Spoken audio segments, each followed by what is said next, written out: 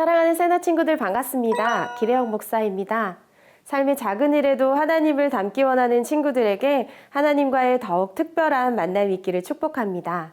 우연히 책 속의 유머 코너에 적힌 짤막한 글에서 가짜 휘발유를 만들 때 가장 많이 들어가는 재료가 무엇일까라는 질문을 보았습니다. 종종 뉴스에서 가짜 휘발유를 섞어 판 주유소가 적발되었다는 소식을 들을 때가 있어서 평소 궁금하기도 했던 질문이었습니다. 가짜 휘발유를 만들 때 가장 많이 들어가는 재료는 무엇일까요? 먼저 떠올랐던 건 물과 솔벤트였습니다. 그러나 답은 아니었습니다. 정답은 진짜 휘발유였습니다. 가짜 휘발유를 만들 때 가장 많이 넣는 재료가 진짜 휘발유라니 기가 막힌 역설입니다. 하긴 진짜 휘발유를 가장 많이 넣어야 가짜를 감출 수 있을 테니 맞는 말이죠. 가짜 휘발유 이야기를 통해 한 가지 깨달은 것이 있습니다. 우리가 무시하기 쉬운 것이 우리를 가짜로 만든다는 것입니다. 아무리 진짜가 많다 할지라도 그 안에 적은 양의 가짜가 들어가면 전체가 가짜가 될 수밖에 없습니다. 우리를 가짜로 만드는 것은 우리가 자신하고 있는 많은 양의 진짜가 아니라 지극히 적은 양의 가짜인 것입니다. 오늘의 말씀 제목은 빈틈없이 철벽 방어입니다. 본문 말씀을 함께 나누겠습니다. 오늘의 말씀은 신명기 13장 1절에서 11절입니다.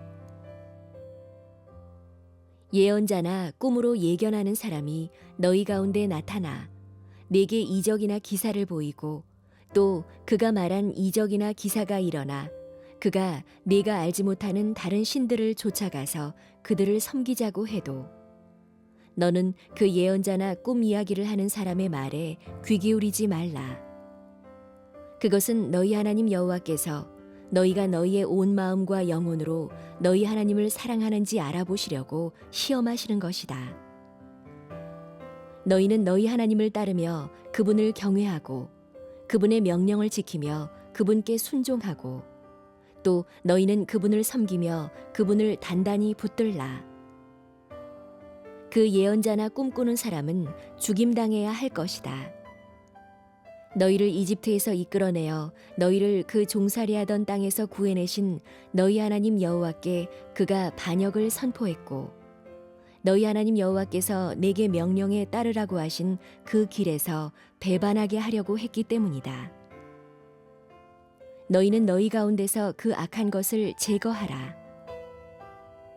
만약 네 형제나 네 아들이나 딸이나 네가 사랑하는 아내나 가장 친한 친구가 너희를 아무도 모르게 꿰면서 너와 네 조상이 모르는 다른 신들, 곧 네 주위에 있는 백성의 신들, 땅 이 끝에서 저 끝까지 가깝거나 먼 곳곳마다의 신들을 우리가 가서 섬기자고 한다면 빈틈을 주지도 말고 귀 기울이지도 말라. 조금도 마음을 주지 말라. 그를 아끼지도 말고 덮어주지도 말라. 너는 그를 반드시 죽이라. 그를 죽일 때 네가 먼저 손을 댈 것이며 그 후에 온 백성이 손을 대라. 너는 그를 돌로 쳐서 죽여라. 이는 너를 그 종살이하던 땅 이집트에서 이끌어내신 네 하나님 여호와로부터 등을 돌리게 했기 때문이다. 그러면 온 이스라엘이 듣고 두려워하리니 너희 가운데 그런 악한 일이 다시는 없을 것이다. 모세는 이스라엘 내부로부터 발생할 수 있는 불신앙적 사태에 대해 우려를 나타냅니다. 먼저 거짓 선지자들의 출현과 그들로 인해 받는 유혹을 경계하며 훈계합니다. 1절에서 5절에서는 거짓 선지자나 꿈꾸는 자가 이적과 기사를 행하며 여호와 이외에 다른 신을 믿자고 유혹할 때 거기에 넘어가서는 안 된다는 내용이 담겨 있습니다. 1절에서 3절 상반절 말씀을 함께 읽겠습니다. 예언자나 꿈으로 예견하는 사람이 너희 가운데 나타나 내게 이적이나 기사를 보이고 또 그가 말한 이적이나 기사가 일어나 그가 내가 알지 못하는 다른 신들을 쫓아가서 그들을 섬기자 해도 너는 그 예언자나 꿈 이야기를 하는 사람의 말에 귀 기울이지 말라. 거짓 선지자와 꿈꾸는 자들은 이적과 기사를 보여주면서 자기가 믿는 이방신을 함께 섬기자고 설득합니다. 신앙은 삶이기 때문에 나타나는 표적이나 이적으로는 판단할 수 없습니다. 이적이나 기적을 믿는 것은 신앙이 아닙니다. 신앙은 살아계신 하나님을 믿는 것이고 그분이 하신 말씀을 믿는 것입니다.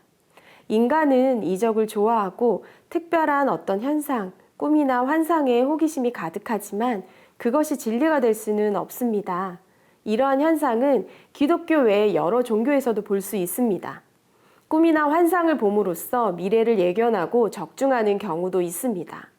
그들은 참 선지자들, 곧 하나님의 사역자들이 행하는 것과 유사한 기적을 보여줄 수 있습니다.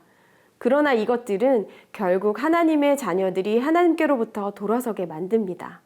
하나님의 말씀을 왜곡하게 되고 하나님께 집중하지 못하게 됩니다. 바른 신앙은 신기한 현상을 쫓고 현혹되는 것이 아니라 거짓된 가짜의 것을 분별하며 싸워 이기는 신앙입니다. 4절의 말씀에 이렇게 기록하고 있습니다. 함께 읽겠습니다. 너희는 너희 하나님을 따르며 그분을 경외하고 그분의 명령을 지키며 그분께 순종하고 또 너희는 그분을 섬기며 그분을 단단히 붙들라.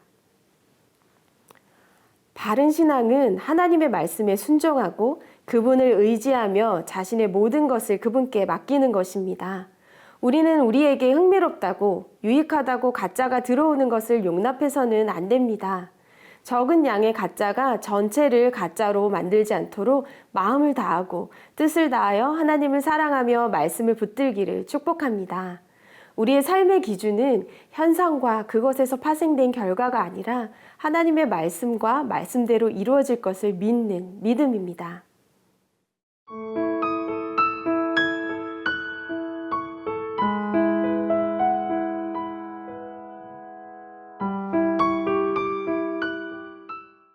(6절에서) (8절의) 말씀을 함께 읽겠습니다. 만약 내 형제나 내 아들이나 딸이나 내가 사랑하는 아내나 가장 친한 친구가 너희를 아무도 모르게 꿰면서 너와 내 조상이 모르는 다른 신들, 곧 내 주위에 있는 백성의 신들, 땅 이 끝에서 저 끝까지 가깝거나 먼 곳곳마다의 신들을 우리가 가서 섬기자고 한다면 빈틈을 주지도 말고 귀 기울이지도 말라. 조금도 마음을 주지 말라. 그를 아끼지도 말고 덮어주지도 말라. 모세는 우상 숭배에 빠지지 않기 위한 방법으로 가까운 가족이나 지인이라도 우상을 섬기게 하거나 하나님을 떠나가게 하면 그들을 용서하지 말고 죽이라고 명합니다. 많은 사람들은 신앙의 위기가 멀리서 온다고 생각합니다. 그러나 정작 신앙의 위기는 가까이에 있는 경우가 많습니다. 유혹은 우리가 의심하지 않는 주변인들을 통해 올 때가 많습니다. 사회적으로 이슈가 되고 있는 신천지에 빠진 사람들을 가족으로 둔 이들이 당한 어려움에 대해 우리는 어렵지 않게 소식을 들을 수 있습니다. 우상 숭배에 빠지게 되면 하나님의 말씀을 왜곡합니다. 신앙의 유혹에 빠지게 되면 하나님께서 허락하시는 분별력을 잃게 됩니다. 하나님을 배교하게 하고 잘못된 신앙으로 이끈다면 아무리 가까운 가족이나 친척일지라도 수용하지 말고 끊어야 합니다. 이 말씀은 인간적인 관계를 끊으라는 것이 아닙니다. 인간적인 관계로 인해 신앙을 타협해서는 안 된다는 것입니다. 잘못된 길로 가는 가까운 가족과 지인을 위해 사랑의 마음으로 기도하되 인간적인 마음에 이끌려 내 신앙을 포기하면 안 된다는 것입니다. 하나님에 대한 사랑이 그 어떤 것보다도 우선되어야 합니다. 우상 숭배와 이단 문제의 배후에는 사탄이 있습니다. 우상 숭배라는 죄와의 싸움은 공중 권세 잡은 사탄과의 싸움입니다. 기도와 진리의 말씀으로 유혹을 뿌리쳐야 합니다. 더 강하고 더 빠르고 더 그럴듯하게 사람들의 시선을 빼앗는 미혹으로부터 기도와 말씀으로 빈틈없이 신앙을 지켜나가는 세나 친구들이 되기를 축복합니다. 함께 기도하겠습니다. 사랑의 하나님, 우리를 유혹하는 세상에 많은 우상들이 있습니다. 진리가 아닌 것에, 진짜가 아닌 것에 마음 두지 않도록 하나님께서 지키시고 기도와 말씀 가운데 신앙을 견고히 지킬 수 있도록 인도하여 주시옵소서. 예수님의 이름으로 기도합니다. 아멘.